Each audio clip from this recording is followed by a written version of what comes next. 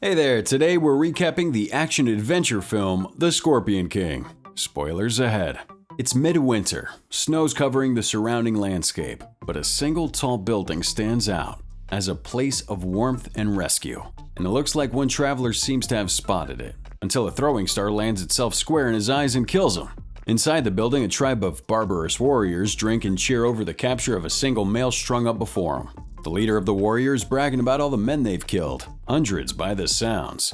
The only people that they haven't killed yet are the Acadians, but judging from the state of the men that they've captured, that's about to change.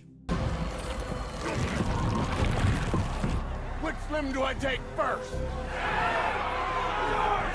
The leader asks the warriors which limb he should take first, which further excites him. The prisoner warns him that his brother will have vengeance on him. My brother will not.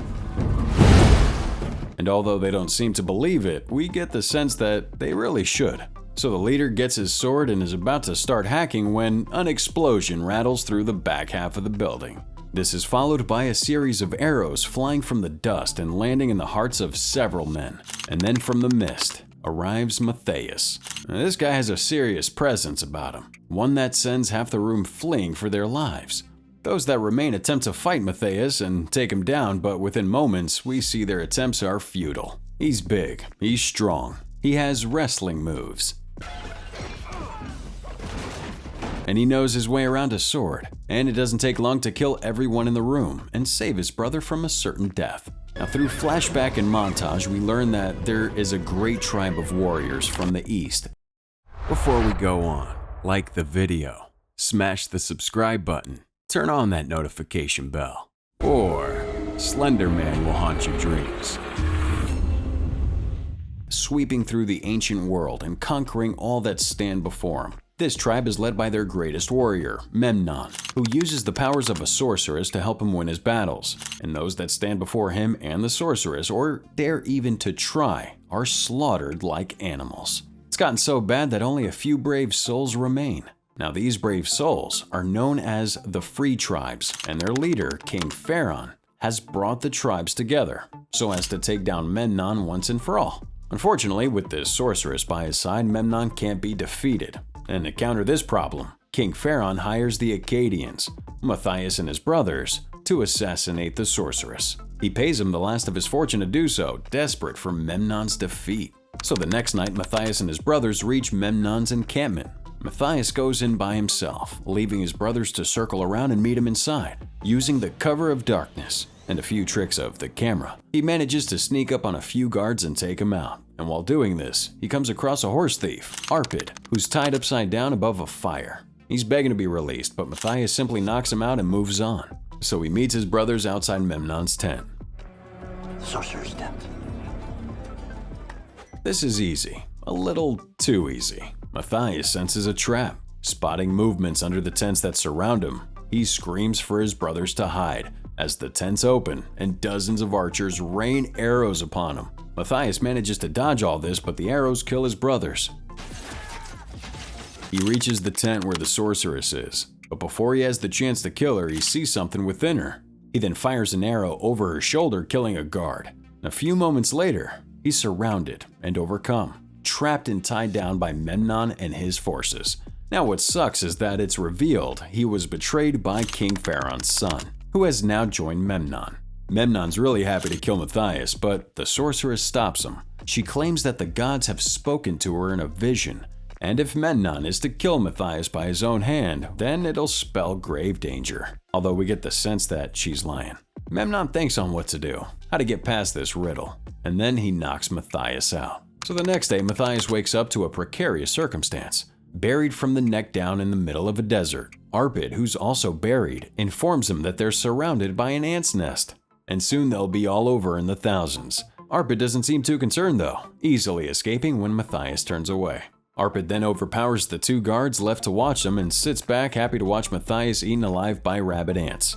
Matthias is begging to be helped free, but Arpid refuses, unless Matthias promises to not kill him, and to also take him along on his adventures. With the ants closing in fast, some even climbing up the side of his face, he's got no choice but to agree. Now Memnon's back at his palace in Gamora, where he demands his sorceress to tell him of his future battles. She assures him that nobody will be able to stand against him, and that he will be victorious. He couldn't be more pleased with this, proclaiming that soon he'll bring order to the world, establishing an empire that will last 1,000 years. Even better is that when he does, he'll have a sorceress by his side. She takes the moment to remind him that if they sleep together, she'll lose her powers. For now, this seems enough to deter him, but not for much longer. Now Matthias and Arpid reach the gates of Gamora, and Matthias uses the bounty on Arpid's head to sneak them both inside. Now once inside the walls, he leaves Arpid at the bar, distracted by a pretty bartender, and heads out to seek an entrance into the palace where Memnon lives. On his way, he's approached by a group of small children who offer to show him the city for a fee. A good guide might be able to show me a way into Memnon's palace. But a smart guide wouldn't.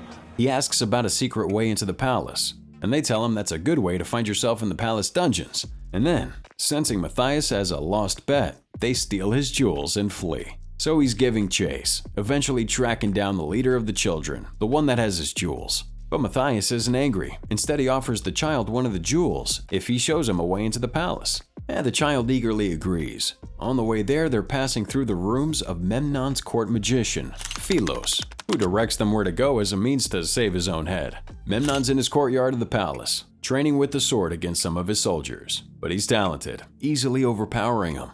Meanwhile, Matthias sneaks across the upper ramparts above the courtyard, bow and arrows in hand, ready to shoot Memnon through the heart and end his life for good. But there's a problem. The street urchin from earlier was captured in the palace, and Memnon, upon seeing the jewels he has with him, orders his hand cut off for theft. The urchin is held down with his arm stretched out, about to have it lopped off as Memnon watches on. Up above, Matthias has a clear shot of Memnon, but he also can't leave the urchin to have his hand chopped off. A split-second decision, and Matthias shoots the axe and saves the urchin rather than taking down Memnon. Now all hell breaks loose. The guards spot Matthias in the ramparts and rain arrows on him. He flees back into the palace into Philos' room. There he finds a catapult which fires him through the palace and into one of Memnon's harems, where the women naturally fawn over Matthias and his big muscles. Until the guards come in screaming with arrows and swords. Matthias flees, jumping off the side of the building, this time landing in the washroom of the sorceress. He knows the guards are coming, so thinking quickly, he jumps into the bath with the sorceress and pulls the plug on the water. The effect sees the water and the two of them being drained through the palace's water system, which sends them back into the street in the middle of a fountain. That's a lucky break. Left with no choice, and seeing a new plan unfold, Matthias forces the sorceress to flee the city with him, where they meet Aprid outside the walls. He tells Aprid that with the sorceress in hand, Memnon will have to come to him. It's a dangerous plan, made more so when Matthias explains that he's going to lure Memnon to a place called the Valley of the Dead, and Aprid couldn't sound less excited. So that night, as Matthias and Aprid sleep, the sorceress tries to escape, but Matthias saw it coming and quickly stopped her. They wrestle for a moment, even though it's clear Matthias is toying with her, and then he accuses her of trying to escape back to Memnon. She explains that she's Memnon's prisoner, and that she would rather die than go back. I'll never go back to Memnon. He's kept me prisoner since I was a child. Matthias believes her and cuts her loose, knowing that she has nowhere to go and will end up staying with him. Unfortunately for Matthias, Memnon doesn't come for the sorceress himself, but instead sends 12 of his best men. They ride through the Valley of the Death on their way to recapture her, and that's where Matthias meets him, with a special mask over his eyes. And atop his camel, he charges straight for him, looking as if he's in the middle of a suicide mission. The men sent by Memnon eagerly ride to meet him. It's now that Matthias' plan comes to light. A huge dust storm pours in behind him, sweeping across the open space and drowning the men in its wrath. Dust is everywhere, making it impossible to see, and Matthias uses it to his advantage, cutting the men down one by one.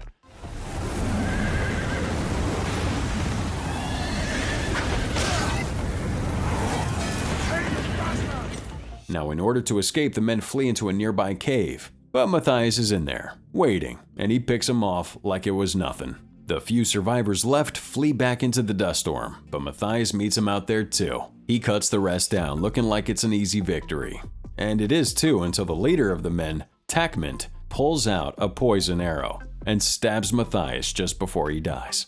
Now, as the storm clears, Aprid and the sorceress hurry to find Matthias. At first he seems fine, but then the poison begins to seep into him. The poison is from a scorpion, and as the hours pass, Matthias gets worse. It looks like it might be the end for the future Scorpion King. But then the sorceress does something odd. She climbs on top of him and seems to suck the poison out through his mouth using magic. This nearly kills her, but at the same time it's healing Matthias. So now he realizes he owes her his life. Back at Gamora, Memnon is forced to lie and tell his soldiers that the sorceress is safe and well. If they find out she's missing, they might rebel. Somehow, Matthias and the others come across Philos in the middle of the desert. Excited, he's explaining that he figured out the secret of gunpowder, or at least an equivalent. And if any proof is needed, his charred clothes and face should be evidence enough. Now from there, the group managed to find themselves an oasis complete with fresh water. Unfortunately, it's a trap, and soon they're surrounded by a dozen archers. These archers lead them back to a hidden camp occupied by a few remaining survivors of the Free Tribes. One of the leaders of the Free Tribes, Balthazar, recognizes Matthias from earlier. Furthermore, he accuses him and the others of leading Memnon straight to him. The only way to solve this is through blades. It's an epic duel, as the two large men go at one another with every manner of weapon they can find. For a moment, it looks like Balthazar might win, but this is the Scorpion King. And soon he overpowers Balthazar, given a chance to kill him but refuses. He explains that Memnon will come for all of them, and that hiding out here won't make a difference. Balthazar asks Matthias what he's gonna do, if he'll stand up to Memnon on his own.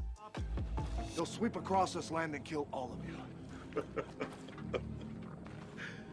And who's gonna stop him, Acadian? You? Matthias says he will if he has to. So that night, the sorceress has a vision, in which Memnon finds the hidden camp and slays everyone inside, including Matthias. Well, she's terrified and goes to Matthias and tells him his destiny is to die at the hands of Memnon. Well, he's not believing her. And seeing as she's now in his bedchambers, Matthias pulls her into his bed, and soon the two make love. An amazing experience, surely, but now she's lost her powers. Once Matthias is asleep, the sorceress sneaks from the room, hijacking his camel, and heads back to Gamora.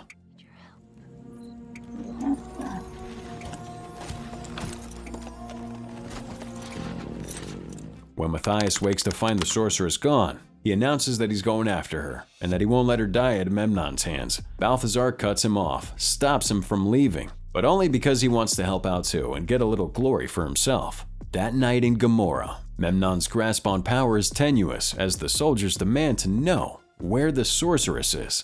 He tries to evade the question, but then she comes out of nowhere announcing her presence to all. The soldiers seem relieved, but Memnon is more curious than anything. He leads her into the chambers and begins to test her abilities as if he can sense that she's lost them. He places 4 cobras across 6 urns and demands that she sense which ones are empty by putting her hand in them. It's highly dangerous, and now that she has no powers, only luck will save her. Meanwhile, Matthias and the others sneak into the city via deceptive means. Matthias scales the walls and takes out the guards, while Aprid pretends to be leading an entire carriage of women for Memnon's pleasure. Now the plan sorta works, but devolves into fighting in the end. So inside the city, the group split up. Matthias scales the palace walls as to confront Memnon himself. The others unpack their carriage laden with large bags full of unknown substances, and then carry these bags below the palace through the catacombs. Back at the sorceress, she reaches into one of the urns and pulls out a cobra wrapped around her hand. She admits that she's lost her powers, but she tells him that his time has come. It's just then that Matthias appears.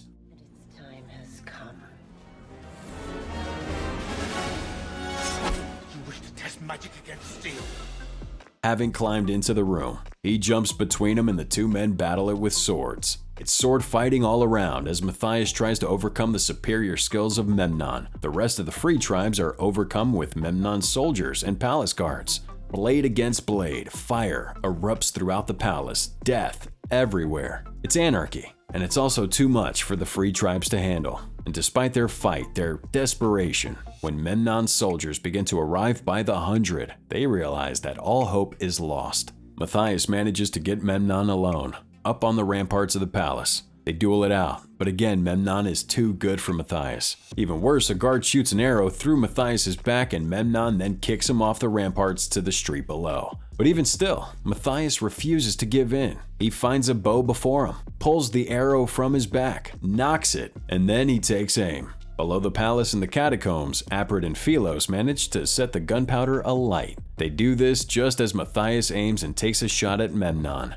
Memnon sees the arrow and tries to block it as he's done a dozen times already, but this time, he misses. It takes him in the chest, sending him flying back just as the gunpowder explodes and swallows him whole. There are hundreds of guards and soldiers left to face down, but seeing their leader bested by a superior warrior, they take the knee and proclaim Matthias as their new ruler. As it's tradition, with Memnon dead, the free tribes have won. The next day, Matthias sees the free tribes off as they make their way back to their own lands. Balthazar wishes Matthias luck, but suspects he'll make a good king. As for the sorceress, she sees a time of peace and prosperity ahead. Matthias asks how, as her powers are now gone. She smiles and explains that it was a lie designed to keep Memnon from sleeping with her, and that she still very much has her powers. So now curious, Matthias asks how long this peace and prosperity will last. And she says that nothing lasts forever, as is the destiny of all kingdoms. Matthias tells her that he'll make his own destiny, and then, as if to prove the point, he pulls her in for a loving kiss. This was a recap of the film The Scorpion King, produced by Universal Pictures and released in 2002. Directed by Chuck Russell, it starred Dwayne "The Rock" Johnson. This was definitely an action-packed ride from start to finish. What was your favorite moment of the film? Go ahead and tell us with the hashtag CinemaRecap in the comments.